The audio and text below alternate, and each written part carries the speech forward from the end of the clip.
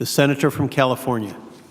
Mr. President, I'm very proud to be on the floor this evening with some colleagues who I greatly respect, and we have been working so hard across party lines to call the nation's attention to the problems that we're facing funding our transportation system. Now, we all know there are many things in the world we can't control, and many that are causing tremendous frustration. I went home this weekend and my constituents come up to me and they said, Senator, we can't even look at the television set. The tragedies that are unfolding. And they feel that, as I do, and I know our president does, that these tragedies that we are witnessing have been born out of historic animosities. And it's very difficult. If we could wave our wand and make things better in all these areas, we would do so. And we will try, and we will push, and we are having a meeting of the Foreign Relations Committee, and we're going to move to speak sanity to the world. But, Mr. President, there is a crisis we can avert, and there is a problem we can solve, and that is fixing the Highway Trust Fund shortfall. Now, for those who don't know, the Highway Trust Fund was created by President Dwight Eisenhower in 1956. He created the trust fund, and it was a brilliant move because he realized, and he said, that we are developing an interstate highway system. This is one country, and we have to be united and physically unite our country to move goods and people and make this country work. And since then, we have always had bipartisan support for the trust fund. Why is it in trouble? The trust fund's in trouble because the federal gas tax receipts have not kept pace with inflation and the rising cost of keeping highways and bridges safe. Some of our bridges are well over 50 years. And I've lived a while, and I could tell you, when you get a little older, you'll need a little attention. And the fact is, our infrastructure is aging, and we have to pay attention to it. This is not the time to walk away from this crisis. So I'm going to take you to a next chart and ask unanimous consent to place my statement in the record. Without objection. Thank you. This, you wonder, why is Senator Boxer showing a football stadium? This actually is a picture of one of the Super Bowls. 100,000 people are in this photograph. Do you know that there are 700,000 unemployed construction workers, Mr. President? And they would fill 7 of these stadiums. So if I had 7 of these stadiums, now the good news, there used to be 2 million at the height of the recession. And we've gotten it down to 700,000, but we cannot afford this. We cannot afford this. Now, what's the economic impact of failure to act? Pretty simple. Millions of jobs, because you have the construction jobs and then you have all the benefits to communities when we have the workers around there, whether it's, our cities being able to have restaurants that are filled and all the kinds of things that happen when you put people to work in a community. Millions of jobs and thousands of businesses depend on the Highway Trust Fund. And those businesses and those workers are counting on us. Now, you may say, is there really a problem?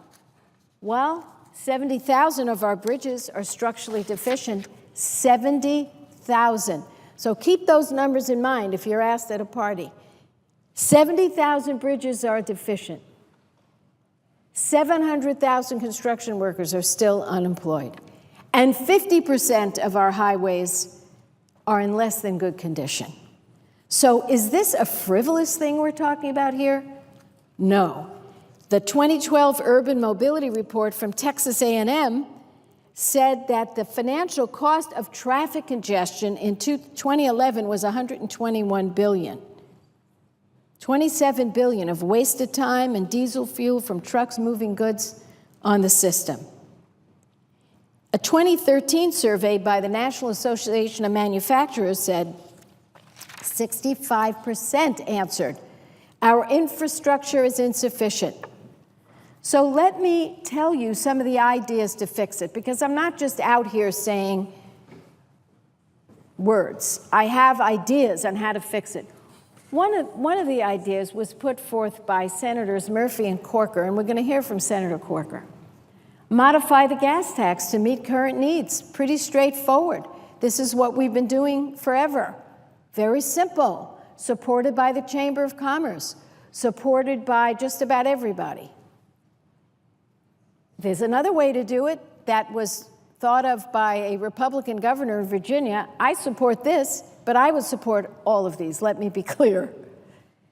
Replace existing cents per gallon gas tax with a fee on the wholesale price of gas from the refinery. The reason I like that one is it's a broader based way to pay for it, because I drive a hybrid vehicle, an electric hybrid, and I don't really fill my car up very often. In 2 years, we filled it up 4 times. So I'm not paying my fair share. This would make it a more broad-based fee. And third, repatriation, which is a very interesting concept. I know Senator Paul supports it. It's complicated in terms of the way it scores, but the fact is it would bring in $23 billion over the first couple of years, and it would give a break to some of our businesses. So I know there are so many of my colleagues, or certainly a couple, that really have spent so much time on this. I'm not going to go on except to read the supporters. The supporters of the proposal that Senators Murphy and Corker have proposed. U.S. Chamber, the AAA, the American Trucking Association. This is huge. And I would also say that we have received letters from so many people. I would ask unanimous consent to place in the record a letter I got today from Transportation Secretary Anthony Foxx and 11 of his predecessors who served 7 Republican and Democratic presidents. Johnson, Ford, Reagan, George H.W. Bush, Clinton, George W. Bush, Obama. They all wrote an open letter saying, pass a long-term transportation bill. And what happened is, we did it in the Environment and Public Works Committee. Senator Carper and I leading the charge with Senators Vitter and Barraza. We did our job. Now, if we can be together with Senator Sessions and Senator Vitter and Senator Whitehouse and Senator Sanders, we have left to right, in our committee. And they came together for a 6-year bill. So what's the problem here? It's ridiculous. And the House, unfortunately, and this isn't good, decided they wanted to kick the can down the road. I know it's a cliche, but it's true. Until May of next year, the end of May. And you know what it means? It means that we won't do anything till then, and you'll be right up against the new construction season. Nobody is going to enter into a long-term contract between now and then. So we're hoping that we can change the way the House thought about this and the Finance Committee thought about it. And my colleagues have been leading on this, and I'm on the Carper, Corker, Boxer amendment that would say, instead of funding this highway bill through next year, get our work done this year. And who's supporting that, getting it done this year? U.S. Chamber of Commerce, Association of State Highway and Transportation Officials, the American Road and Transportation Builders, National Association of Manufacturers, Associated General Contractors, American Trucking Association, International Union of Operating Engineers, and LIUNA. Now, if anybody knows politics, they know that these groups hardly ever agree on a darn thing. And they agree that we should act this year.